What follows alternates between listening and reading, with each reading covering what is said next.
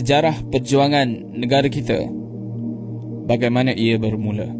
Kita mulakan kisah ini dengan sejarah peperangan salib yang berlaku antara umat Islam dan umat Kristian yang begitu lama. Dan Allah telah menyatakan perkara tersebut dalam surah Al-Baqarah ayat 120 yang bermaksud, dan orang-orang Yahudi dan Nasrani tidak akan rela kepada Muhammad sebelum engkau mengikuti agama mereka. Dan perkara ini benar-benar terjadi. Apabila Islam telah berkembang, kita lihat umat Kristian telah berpakat untuk berperang menghancurkan Islam.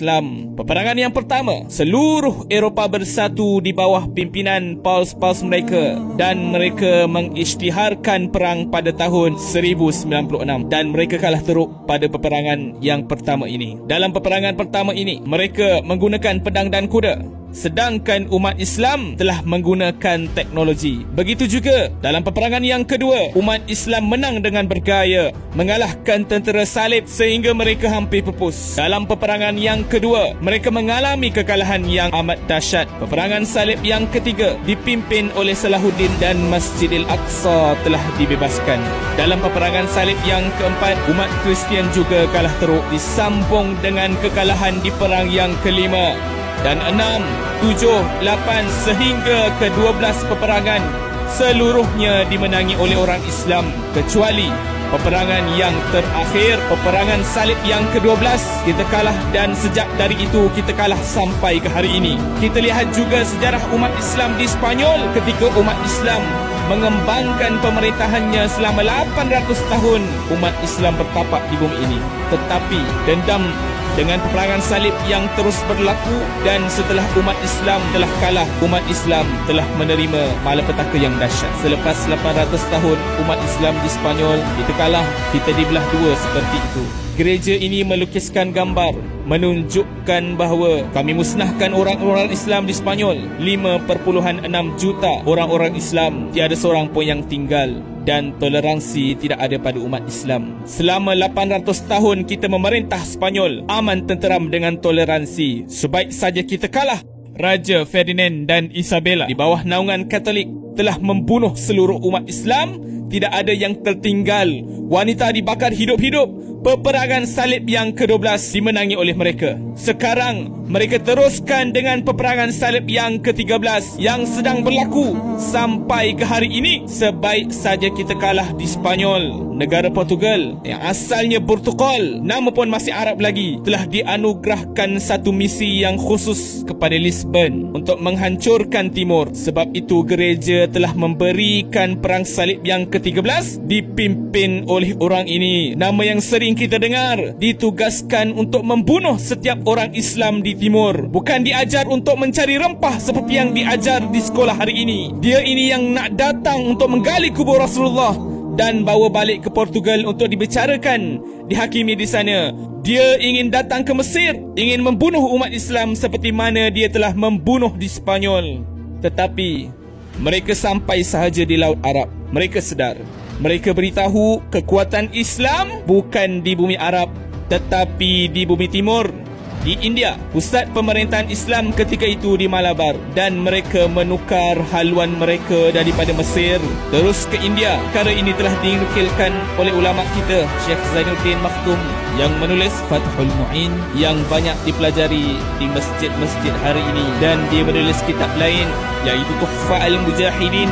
Dalam kitab ini diterjemahkan kandungan dalamnya. Beliau menceritakan ketika Portugis sampai di pantai India, kerajaan Islam dihancurkan sebagaimana dihancurkan kerajaan Islam di Spanyol. Setiap orang Islam dibunuh. Portugis datang untuk menghancurkan setiap jiwa Islam. Perang salib yang ke-13 yang tidak pernah diajarkan sejarah di negara kita. Negara kita mengajar, mereka datang untuk mencari rempah. Mereka tak makan rempah, mereka tak makan kalipak. Mereka datang untuk membunuh umat Islam seluruhnya. Perang salib ke-13 terus dilancarkan oleh gereja. Apabila selesai di India, dia mendengar sebuah negara Islam yang cukup besar, Melaka.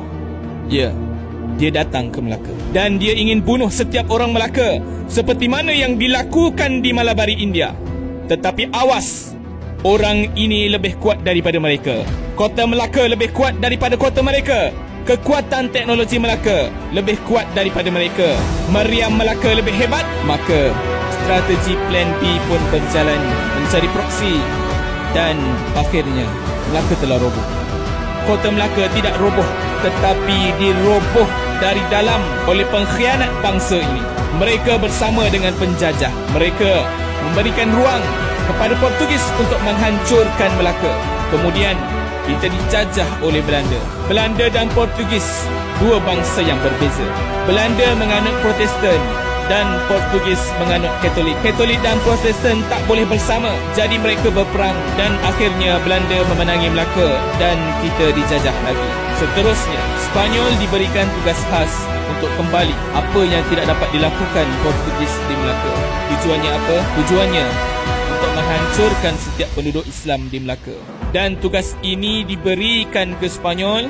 Spanyol datang ke Luzon, iaitu pusat negara Islam di timur, berpusat di Pulau Luzon.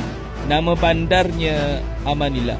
Di situlah mereka telah membunuh seluruh umat Islam sehingga Luzon telah menjadi bumi Kristian sehinggalah hari ini. Amanillah ditukar Manila. Manila ialah pusat pemerintahan Islam di sebelah timur satu ketika dahulu selain Melaka ketika itu. Sejarah ini barangkali tidak dinyatakan dalam sejarah negara kita. Penjajahan demi penjajahan berlaku. Kita lihat di Pulau Sulu, di Pulau Filipina, sultannya dipaksa untuk memeluk Kristian, iaitu Sultan Azimuddin pada tahun 1750 dan dia menukar namanya. Maka berakhirlah Islam di Luzon sampai ke hari ini. Mereka teruskan dengan membentuk pusat-pusat hub mereka di Asia Tenggara, dan inilah perjuangan mereka datang ke timur. Kemudian bersama dengan British, misi yang sama diteruskan, bukan untuk mencari rempah semata. Mereka datang dalam misi Perang Salib yang ke-13. Hasilnya kita lihat bumi Indonesia hari ini. Setiap tahun 2 juta umat Islam murtad pada hari ini, dan negara kita tidak terkecuali. British dengan bendera salibnya pada tahun 1986.